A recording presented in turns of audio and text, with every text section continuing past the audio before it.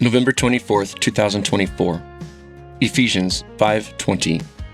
Always giving thanks to God the Father for everything in the name of our Lord Jesus Christ. Psalm 118:1. Give thanks to the Lord, for he is good. His loving devotion endures forever. Psalm 89:15. Blessed are those who know the joyful sound, who walk, O Lord, in the light of your presence. Psalm 138:7. If I walk in the midst of trouble, you preserve me from the anger of my foes. You extend your hand, and your right hand saves me. Zephaniah 3:17.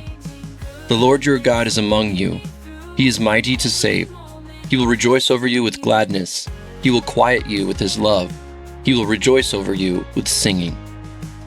1 Peter 5:9. Resist him, standing firm in your faith and in the knowledge that your brothers throughout the world are undergoing the same kinds of suffering. Psalm 29:11. The Lord gives his people strength. The Lord blesses his people with peace. Look after each other so that none of you fails to receive the grace of God. Watch out that no poisonous root of bitterness grows up to trouble you, corrupting many. Hebrews 12:15. Reflection. The goodness of God is a changeless coexistence with creation. We are constantly torn and divided by the fabric of life. Everything we experience is good to some and bad to others. For this reason, we cannot rely on social influences to be our guide in the path of righteousness. His goodness does not change, and we can know his goodness and follow him through his loving devotion. He blesses those who draw away from evil to draw close to his goodness, bringing all of us into his light.